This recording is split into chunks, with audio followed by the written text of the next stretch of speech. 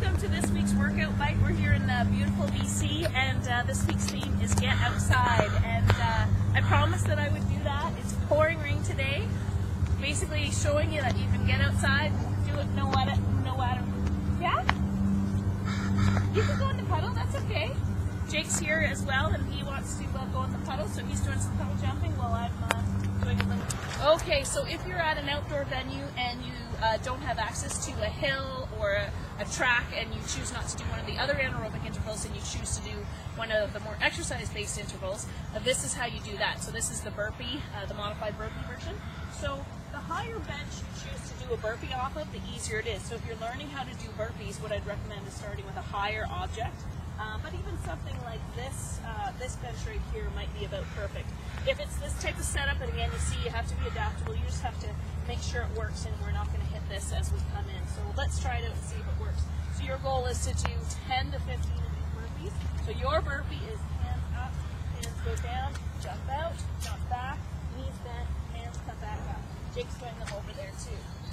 So that is your modified burpee. Out, in, up, and down. Out, in.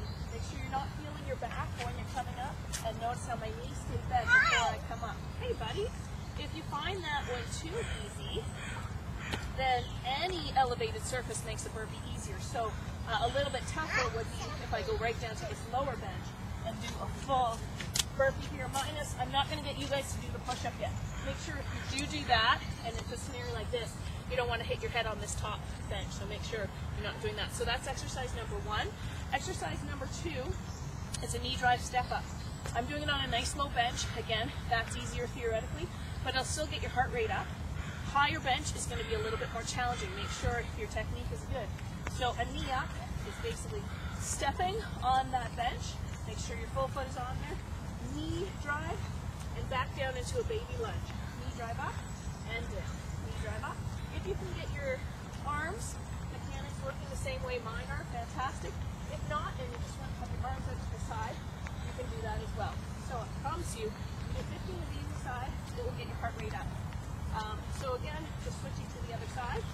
I'm not sure if this will come on camera, but what I'm going to do is I'm going to flip around to the other side and just talk a little bit about knee tracking. So as I'm doing this, you don't want the support leg collapsing in.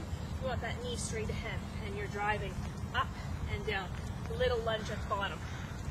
Final exercise is, hey Jake, come on out of there, honey, is a pole flattener or tree flattener. So you get right up against a tree, set those shoulders down and back, belly button in tight. Try to imagine your hands up against a wall, and you slide your hands up and down. Don't let them come out here, but right back here.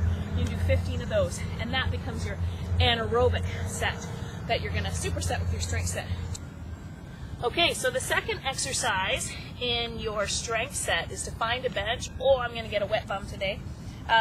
Sitting down, and this is called, I call it a rainbow. So you're going to lean back. I'm leaning back with my elbows bent, pull the belly button in nice and tight, and basically what I'm going to do is I'm going to pretend that there is a block here that I'm trying to hop back and forth over. And I just keep my knees together and I toe tap.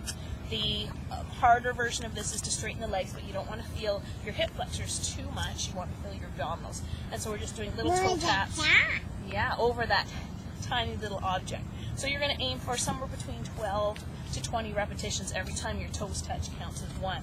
So that's exercise number 1. Exercise number 2, hopefully you can find some sort of setup like this where you've got a bar. A little higher can work as well. And you want to get underneath the bar with the hips lifted, and you're pulling your chest up towards that bar. So it's kind of like the precursor of a chin-up. Hands can be slightly wider than shoulder width apart. And you're going to aim for about 10 to 12 of those.